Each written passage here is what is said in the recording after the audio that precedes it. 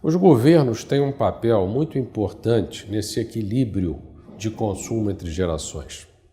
Eles podem fomentar a troca de futuro por presente, ou seja, que as gerações de hoje tenham um consumo elevado às custas da geração futura.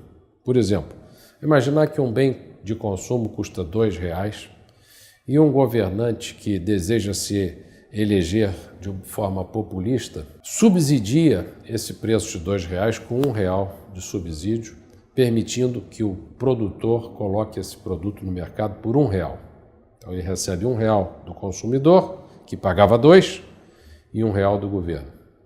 Os consumidores vão ficar muito felizes, possivelmente vão reeleger esse político populista, mas esse R$ 1 de subsídio, na ausência de taxação concomitante, vai gerar uma dívida líquida que lá na frente vai ter que ser paga pela geração futura. Então a geração do presente aumentou seu consumo, porque passou a consumir um bem de consumo pela metade do seu preço, mas gerou uma dívida pública que vai ter que ser saldada lá na frente por aquele que hoje em dia é mais jovem, que terá que pagar uma taxação mais elevada para fazer frente a esse crescimento da dívida.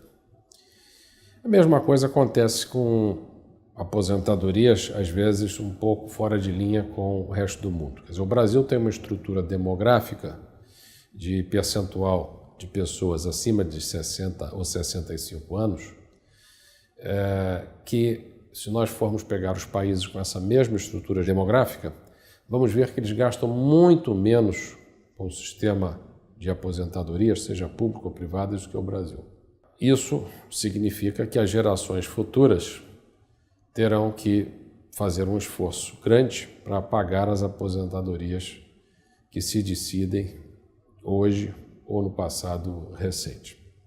Por exemplo, se o salário de aposentadoria é 45% do salário da ativa, que é a média nos Estados Unidos, muito abaixo do que ocorre no Brasil, e nós temos 2 contribuintes para cada beneficiário, basta que cada contribuinte, se os salários da ativa são todos iguais, para simplificar, basta que cada contribuinte, após a aposentadoria desse indivíduo, restando 2 na ativa, pague 22,5% da sua renda e a aposentadoria de 45% do salário da ativa vai ser devidamente paga com equilíbrio orçamentário.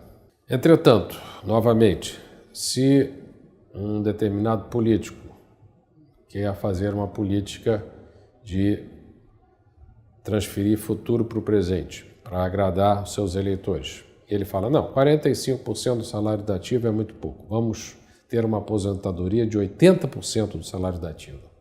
Ora, se após a aposentadoria desse indivíduo restam 2 contribuintes para cada beneficiário, agora eu tenho que ter não mais 22,5% da renda, eu tenho que ter 40% da renda de cada um para compor os 80% da aposentadoria, já que existem 2 contribuintes para cada beneficiário. Então, uma elevação do salário de aposentadoria em relação ao salário da ativa, de 45% para 80%, faz com que a contribuição de cada um que está trabalhando passe, tanto hoje quanto amanhã, de 22,5% para 40%.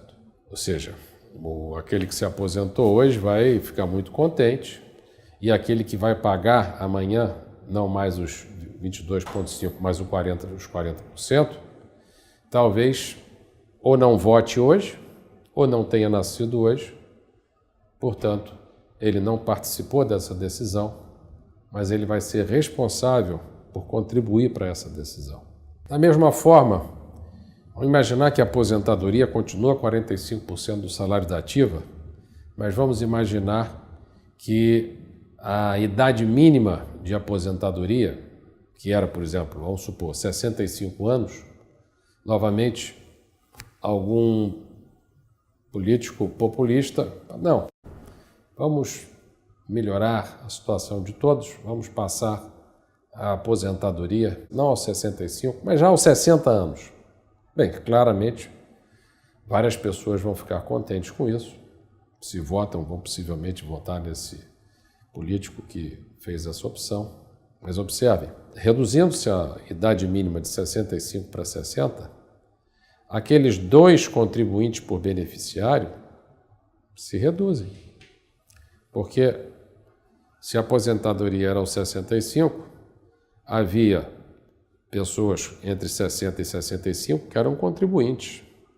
Mas agora que a aposentadoria passou para os 60 anos, esses entre 60 e 65 anos não vão mais estar como contribuintes, vão estar como aposentados. Portanto, não no numerador, mas no denominador. Então, a relação contribuintes sobre beneficiários, que são aposentados, se reduziu. Vamos imaginar que tenha caído de 2 para 1,5 com essa medida de reduzir a idade de aposentadoria de 65 para 60. Antes, se o salário de aposentadoria era de 45% da ativa e havia 2 contribuintes por beneficiário, a alíquota era 22,5%, a alíquota de previdência. Mas agora, que eu baixei a idade de aposentadoria de 65 para 60, se essa relação caiu, vamos dizer, para 1,5, para financiar uma aposentadoria de 45% do salário da ativa, com 1,5 contribuintes por beneficiário, a alíquota não é mais 22,5, é 30%.